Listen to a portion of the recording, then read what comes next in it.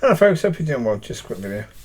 So yes, yeah, I responded to a post earlier where Rio Ferdinand was talking about a young Brazilian football player who plays for Real Madrid, and they're playing against Valencia, and Valencia fans were shouting a lot of racial abuse at this player.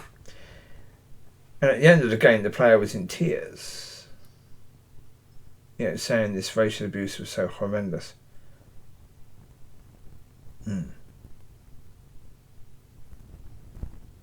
Well, because they said things like they called him a monkey, apparently. Which... I say it goes back to that sticks and stones will break our bones, but names will never hurt us. Words will never hurt us. But obviously, words... we now live in a time where words can most certainly hurt. But it's because people choose to be offended. They choose to be offended, and they choose to be extremely offended. But as I said, in my reply to that, I said, well, in the end, fans know that they're trying to get a reaction. That's what they're trying to impact your game. Well, they're trying, if possible, to get you to react so that you'll be sent off. Like the Crystal Palace fan did with Cantona. We still don't know, all these years later, what the Crystal Palace fans said to Cantona. It didn't matter. Cantona's reaction was, shocked people. I imagine that if we found out what the Crystal Palace fans said to Cantona, and if someone had said that to us, we would want to karate kick that person as well. That's quite likely. But as a football player, he's supposed to know that he can't do that because of the fact that it's understood that fans will say stuff like that. They are trying to get at you. Well, at that time with Cantona, there was a lot of racial abuse. A lot. Well, because even after that, didn't we have that situation with Suarez, who was... being racist against Patrice Evra as well. So, these things have been in football. And again, it's a way of simply trying to get people to react. And if you understand that, if you understand what they're trying to do, if you want to defeat it,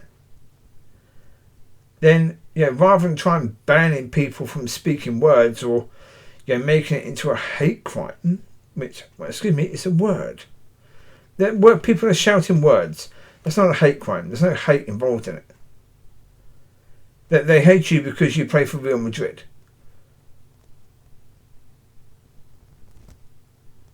One second. Well, I've just checked. The Valencia team has a lot of brown skin players. Guarantee you one thing. Those Valencia fans who were abusive towards the young Brazilian player who plays for Real Madrid, they don't shout abuse out. Racial abuse at their own players all the time. They don't do that. So it's not because they're racist. If they're racist, then they'll be shouting it out, at their own players who were brown skinned, wouldn't they? All the time. Well, they're not. So therefore, it's more complicated than that.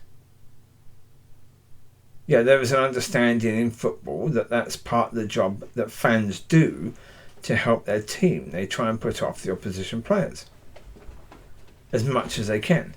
Any information they have that they can use against an opposition player, they will do so.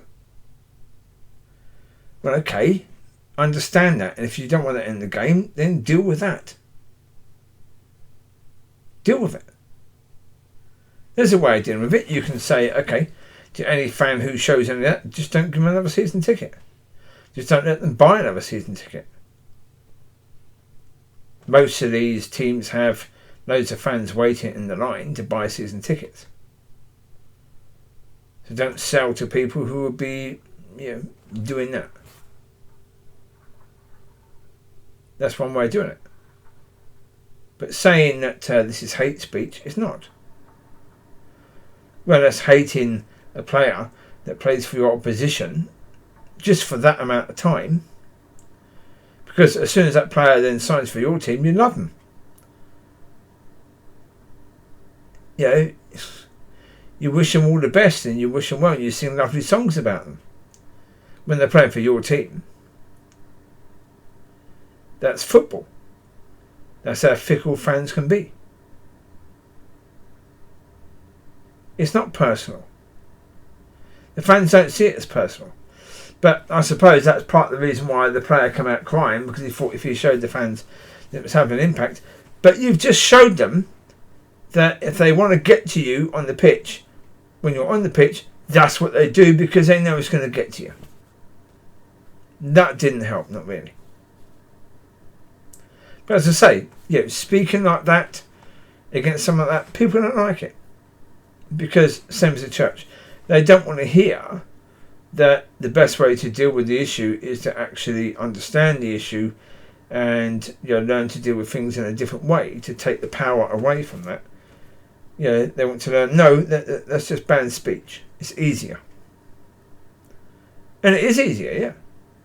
It's why the church bans people rather than actually helps people to deal with, taking offence and what that means. And the consequence of that to you. The church doesn't want to deal with that, so it just bans people that cause offence.